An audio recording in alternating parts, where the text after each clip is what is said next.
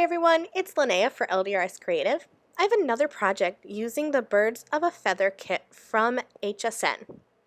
This kit has everything you need to create fabulously dimensional cards. There's a 4x6 stamp set, a 3D embossing folder, coordinating dies for the image, the embossing folder, and all the sentiments in that stamp set, and there are also a set of layering stencils that can color the embossed image and that flower image on the stamp set. I have a separate video on the LDRS Creative YouTube channel using the stencils with the bird embossing folder, but today I wanted to focus primarily on this stamped image and show you how that works. So I went ahead and I have stamped 2 of those flowers and 1 sentiment using Raven Hybrid ink. And now I'm going to use some clear embossing powder to heat set that ink. I'm going to be ink blending using those stencils with the same hybrid inks that I'm using to stamp. And since I don't want those inks to react with each other, that's why I'm going to go ahead and just heat set that with some clear powder. Plus, it brings some extra shine and dimension to my image. These stencils are numbered in the bottom right-hand corner, and you want to use stencil 3 for the flower. You're going to have everything you need from the leaves to the little cutouts to color all 4 of the flowers all on this one stencil.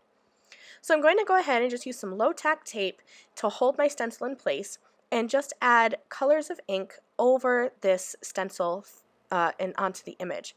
I used green for the leaves, and I'm going to use some pinks and blues for the flowers. And I am stenciling 2 images, but I cut that out so you only have to see me stenciling the 1. I started with the leaves, but you can start wherever you want. That's the great thing about these layering stencils. You could start with the flowers or the leaves. It doesn't matter. I did the leaves in green and then pinks and blues for the flowers. And then the last step for me is to do the centers. And to do that, I just used some yellow because that went well with both the blue and the pink.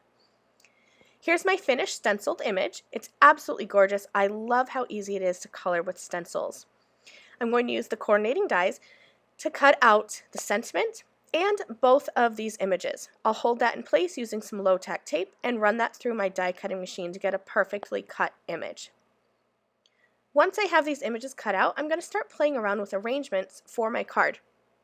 I wanted to have these 2 images kind of forming a little strip on the left-hand side of my card, and then just have a sentiment hanging off of the flowers. But as I started playing around, I realized I didn't just want a white background, and a colored background was just too much. So I decided to create my own background, and that's one of my favorite techniques to do with stamps is to create a custom pattern paper. So I took that same floral image and I'm going to stamp it repeatedly across my panel using Raven Hybrid ink. This would look great if you used Alloy, which is LDRS Creative's gray ink, or you could even use the same pink or blue to really tie in all of those images together. So I have my stamped background, and then I wanted my flowers over on that left side, but I did need just something else to kind of help them stand out. So I added about a 1-inch strip of black cardstock, cut that down just so that it would form a little layer, and then I added my flowers and my sentiment on top. And this card is finished. Quick and easy, and I love how it really shows up the versatility of that stamp set. Thanks so much for watching me. I'll see you again later. Bye!